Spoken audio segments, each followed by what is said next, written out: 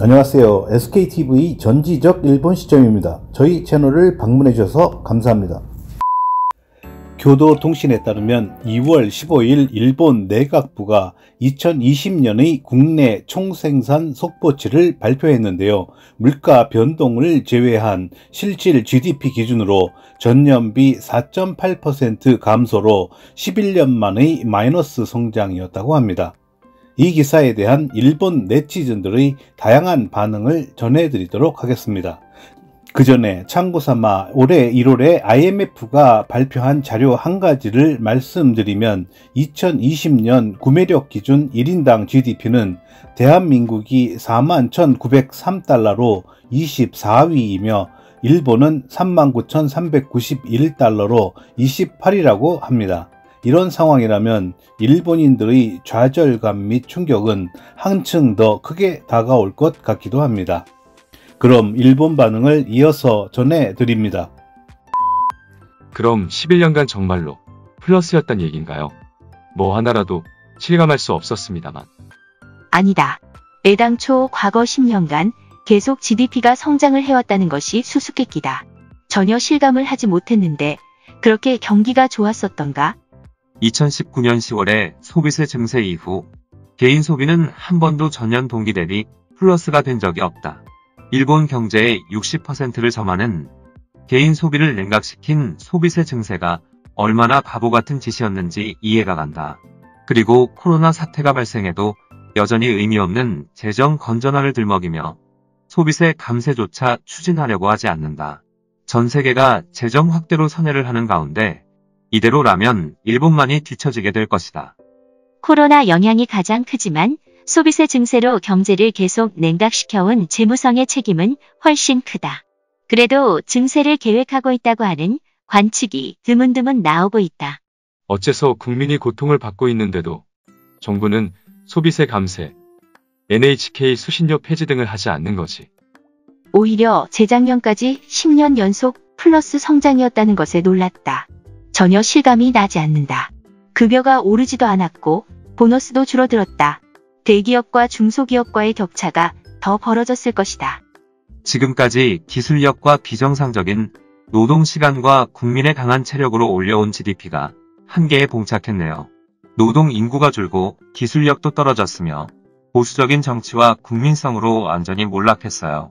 그럭저럭 국민의 강한 체력으로 엄청나게 적은 인원으로 일을 해서 그럭저럭 이 정도에 머무르고 있는 느낌이다.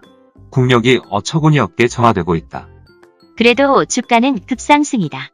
그게 관제 버블이라면 그 뒤에는 부담 증가로 10년 이상은 고생할 것 같다. 실질적인 경제가 이만큼 나쁜데도 정부는 무엇을 생각하고 있는 것일까? 아직도 대충 넘어가면 된다고 하는 식인가? 국회의원이라면 100년 후까지 생각해 주었으면 한다. 일부의 부자들이 이익을 얻었을 뿐 우리와 같은 서민에게는 낙수 효과가 없었다. GDP는 11년간 성장해 왔어도 국민의 생활은 힘들어졌을 뿐이다. 그러니까 GDP만 호소해봐야 아무 의미가 없는 것 같고 산출 방법도 바꾸는 등 해서 의미도 애매하다. 원래 낙수 효과 이론은 어떤 것이었을까? 격차 사회로의 진행으로 빈부의 차가 심해지고 부는 일부 부유층이나 대기업에게만 집중되어 일반 시민의 생활은 증세나 사회보험료 인상으로 거꾸로 실질적으로는 저하되고 있습니다. 종래의 GDP 통계에서는 국민 생활을 체감할 수 없기 때문에 더욱더 국민 생활의 상태를 확실하게 이해할 수 있는 경제 통계도 내주기 바랍니다. 그것에 기초하여 경제 진단과 정책 평가를 하는 편이 좋은 것은 아닐까요?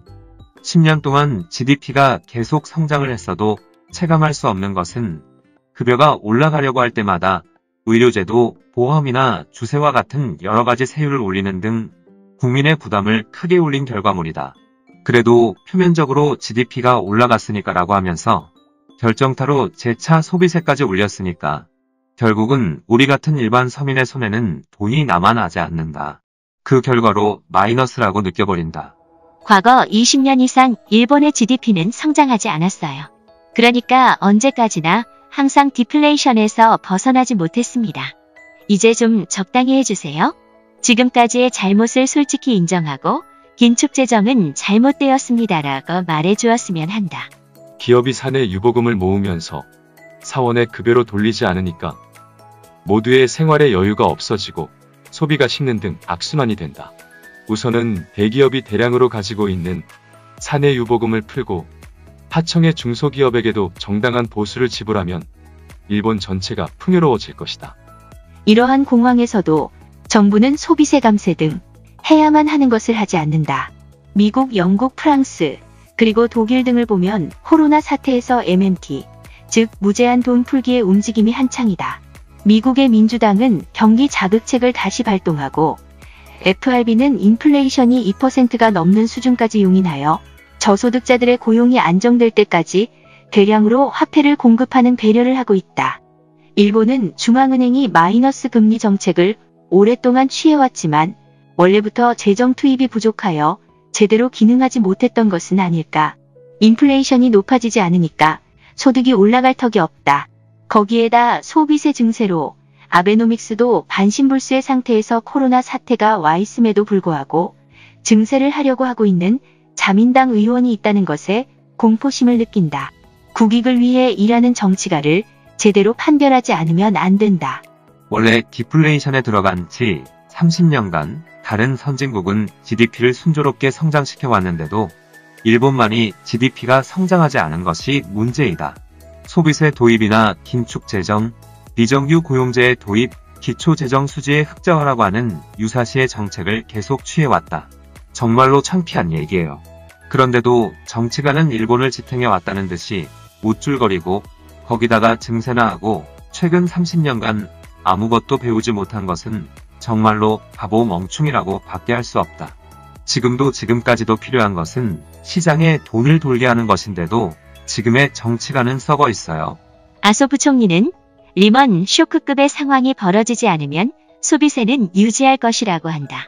코로나 재난이 와도 내리지 않고 폐지도 하지 않고 특별 지원금은 지급하지 않는다. 소비세는 고령자 의료복지 이외에 사용되어 주가 폭등에만 수혈을 하고 많은 국민들은 점점 가난해지며 부는 외국인 투자가나 기업가에게 착취당하여 빈부 격차가 벌어진다. 대화의 국민이 아니라 대차의 국민이 되어간다. 나라가 결국 용해되어 간다. 일본이라고 하는 이름에 단지 경제 범위의 의미가 되어간다. 코로나의 피해 상황이 미국의 수십분의 1인데도 불구하고 GDP 성장률은 일본 쪽이 훨씬 낮다. 거기다가 실제로 작년 2019년보다 사망자 수는 적다. 인위적으로 리먼 쇼크 이상, 동일본 대지진 이상의 피해를 만들어낸다는 것은 얼마나 일본이 비극적이고 가짜 정보 유행병이 일어나기 쉬운지 이해된다. 여기까지 일본 반응이었습니다. 일본 네티즌들의 실망감, 좌절감, 그리고 서구 선진국과의 경쟁에서 뒤떨어지는 것에 대한 불안감 등이 댓글 속에 가감없이 드러나는 듯합니다. 간접적인 표현에 익숙한 일본인이라고 하지만 익명성이 보장되는 공간에서는 그런대로 직설적인 표현을 잘하는 느낌입니다. 네티즌들은 일본의 경제 성장이 30년간 정체되고 일본인의 삶이 고달파지고 있는 이유를 전부 정치가의 잘못으로 돌리고 있습니다. 그렇지만 지금까지 정치에 대한 무관심으로 자민당 일당 장기 집권을 가능하게 해준 일본 국민 개개인에게 가장 큰 책임이 있다는 것은 깨닫지 못하는 것 같습니다. 최근 몇 년간의 한일 경제의 흐름을 볼 때 한일 경제의 역전도 가시권에 들어왔다고 생각한다면 지나친 얘기일까요? 이상 끝까지 시청해 주셔서 감사합니다. 좋았다면 구독, 좋아요, 그리고 댓글 부탁드립니다.